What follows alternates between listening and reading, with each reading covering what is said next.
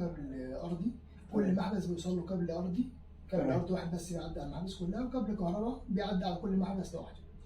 ده فلوسنسور. لما انا نزلت مثلا في موقع زي نافيلا، كانت اللوحات اللي شغاله في الموقع كانت اي سي سي. كان الموضوع مودر وبتقسى يدوي، كل حاجه يدوي، الموضوع كان متعب. دايما المقاول يقول لي هاتها لي يعني يعمل ايه المقاول عشان يحفظ حجمه، وحضرتك كمكتب استشاري او ينفذ مشروع لازم يكون فيه اسبلت معتمد. تمام.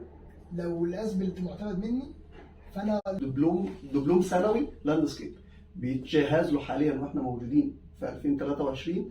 في 2024 25 هيكون في كده، هيكون في ماده او جسم كامل في اللاندسكيب في الكليات، ومش هينفع نذكر فخمه وتمام وزي الفل وريحه هانتر ولوحات هانتر تمام وزي الفل، ما وقفش على كده قاعد. هو الناس هم بيطوروا، احنا ممكن كمان نطور.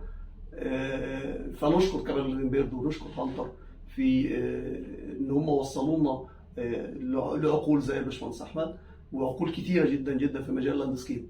مجال اللاندسكيبنج كان بدا من 30 40 سنه، فان شاء الله في الفتره الجايه مع الحفاظ على الاستدامه هيكون عندنا عمالقه لاندسكيب، حرفيا عمالقه لاندسكيب في الانتاج، في التطوير، في كمان التصميم وفي التنفيذ باذن الله. اشكركم وما تنسوش تدعموا